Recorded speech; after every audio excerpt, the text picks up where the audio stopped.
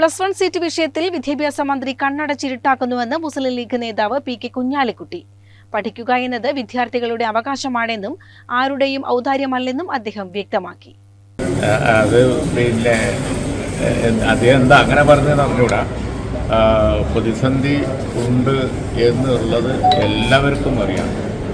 അറിയാത്ത ആരുമില്ല. കാരണം അത്രയധികം ആയിരക്കണക്കിന് സീറ്റുകളല്ലേ ഇപ്പോൾ. എന്നിട്ട് പ്രതിസന്ധി ഇല്ല എന്ന് കണ്ണടച്ചങ്ങ് ഇരുട്ടാക്കിയേ പറ്റും. അത് ശരിയില്ല. വലിയ പ്രതിസന്ധിയാണ്, ചെറിയ പ്രതിസന്ധിയല്ല, വൻ പ്രതിസന്ധിയാണ്. അതുകൊണ്ട് +2 ബാച്ചുകൾ ഇത്തവണ ഇല്ല എന്ന് കൊടുക്കുകയില്ല എന്ന് അദ്ദേഹം പറഞ്ഞത് തീർച്ചയായും ന്യായമല്ല, ശരിയല്ല.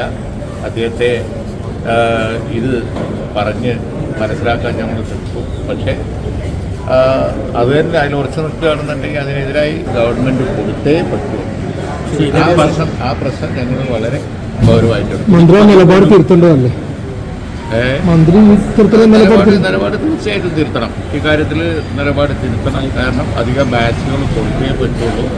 അത്ര അധികം കുട്ടികളാണ് പാസ്സായി നിൽക്കുന്നത്. അവരൊക്കെ ഒന്നും ഇല്ലാതാവൂലേ?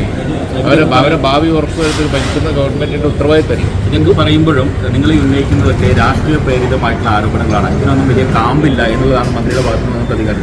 കാമ്പുണ്ടോ ഇല്ല എന്ന് നിങ്ങൾ തന്നെ ഒന്ന് പരിശോധിച്ചാൽ മതി. മീഡിയക്ക് ഇവിടെ പരിശോധിക്കാമല്ലോ. എത്ര കുട്ടികൾ പാസ്സായി, എത്ര കുട്ടികൾക്ക് A+ ഉണ്ട്, എത്ര അവർക്ക് സീറ്റ് അവൈലബിൾ ആണ്, ഇപ്പോൾ ഉള്ള ബാച്ചുകളിൽ എത്ര കുട്ടികൾ ഇരുന്ന് പഠിക്കുന്നുണ്ട്, നിങ്ങളൊക്കെ ഒന്നാണ് പരിശോധിച്ചാൽ മതിയല്ലോ.